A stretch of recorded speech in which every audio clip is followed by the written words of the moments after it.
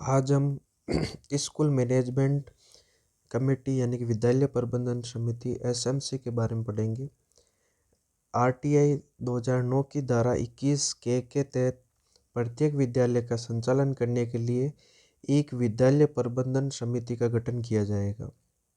तो सबसे पहले तो एसएमसी का आरटीआई की कौन सी धारा में उल्लेख है। तो एसएमसी गठन के बाद आरटीआई 2009 की धारा 21 के तहत गठन किया जाता है और ये विद्यालय प्रबंधन समिति का गठन किया जाएगा और इसके अभाव में कोई विद्यालय का संचालन संभव नहीं होता है। तो सबसे पहले स्कूल में विद्यालय प्रबंधन समिति इम्पोर्टेंट होती है। कक्षा 1 से 8वीं तक के विद्यालय में तो एसएमसी होती है और 9वीं से 12वीं तक के विद्यालय में एसडीएमसी होती है। एसएमसी जो 1 से 8 है और एचडीएमसी जो 9 से 12 के लिए होती है। एसएमसी का अध्यक्ष कौन होता है? अभिभावक होता है, ये ध्यान रखना। उपाध्यक्ष भी अभिभावक होता है।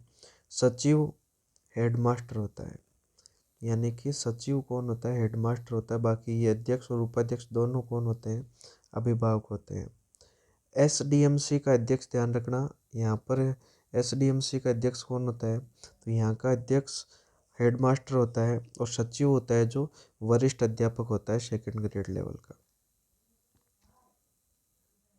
तो ये आपको इन दोनों में पता होना चाहिए। फिर नेक्स्ट कि एसएमसी में कितने सदस्य? पहले यहाँ पर 15 सदस्य होते थे, वर्तमान में 16 सदस्य होते हैं। ध्यान रखना, वर्तमान में एसएमसी में कितने सदस्य होते हैं? तो 16 सदस्य होते हैं, जिनमें 11 अभिभावक, एक सचिव जो हेडमास्टर होता है और 2 प्रधानाध्यापक द्वारा नियुक्त किए जाते हैं और एक विद्यालय का प्रबोध शिक्षक होता है और एक प्रतिभाशाली बालक होता है, उसको इसका मेंबर बनाया जाता है। तो इस प्रकार देखोगे तो 75% तो विद्यालय के बाहर यानी गांव के व्यक्ति होते हैं, अभिभावक वगैरह। तो 12 सदस्य, एक तो 11 अभिभावक और एक ही प्रतिभाशाली बालक, ये 12 75% होते हैं। फिर एसएमसी की समिति, जो एसएमसी ये है, इसकी समितियां 2 होती है, एक तो साधारण समिति और एक कार्यकारी समिति। यहाँ पर ध्यान रखना, कार्यकारी समिति होती है, इसमें सदस्यों की संख्या 16 होती है। साधारण समिति में अनिश्चित सदस्य होते हैं। इनकी कोरम की बात करें तो 33% कोरम होता है और इसमें न्यूनतम बैठक कार्यकारी समिति की 11 और 12 भी हो सकती है, ध्यान रखना।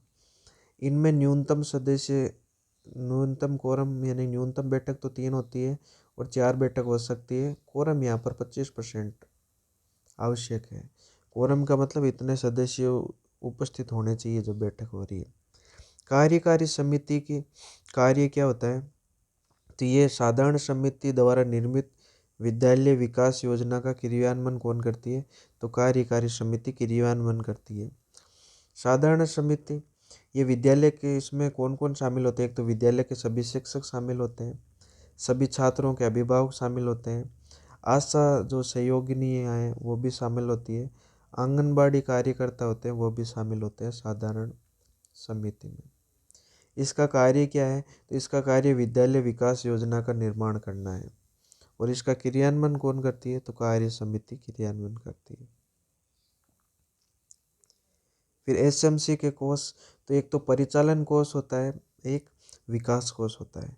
परिचालन कोष का क्या कार्य है? दैनिक आय व्यय का ध्यान रखना, चंदा यानी जो भी चंदा है उनका लेखा करना, छात्र शुल्क, विद्यालय की परिचालन संपत्ति से आय, इनके बारे में ये परिचालन कोष का कार्य होता है।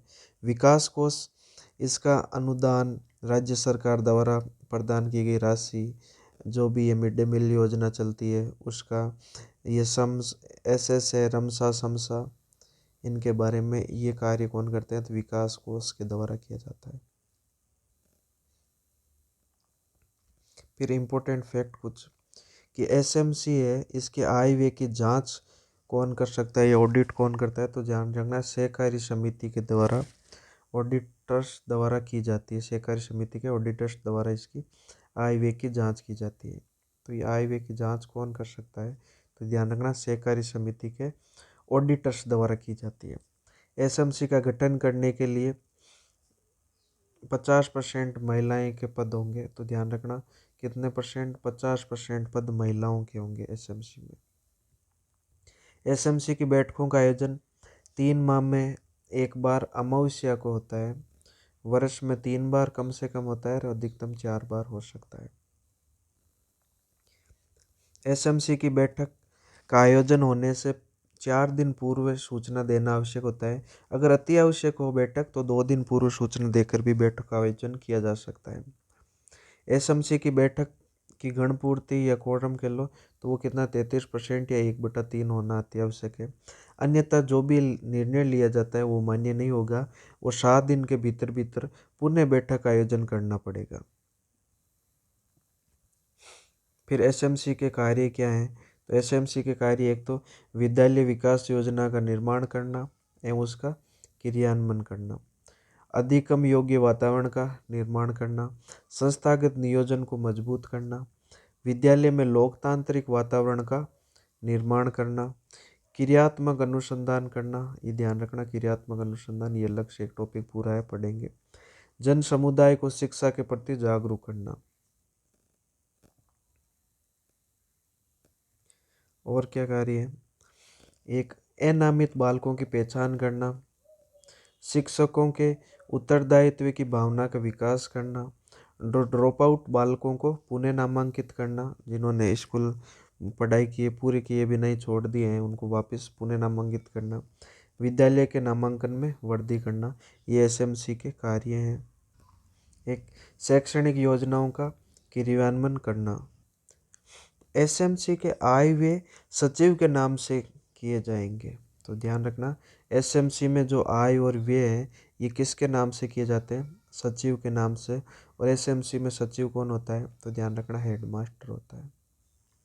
एसएमसी के वाद विवाद का निर्णय स्थानीय स्तर पर अगर निर्णय नहीं होता है तो उसको उच्च स्तर पर फिर पीपीओ के साथ, पीडब्ल्यूओ के साथ या सीबीओ या सीडीओ के पास ये निर्णय का विवाद का सुलझावाड़ा होता है।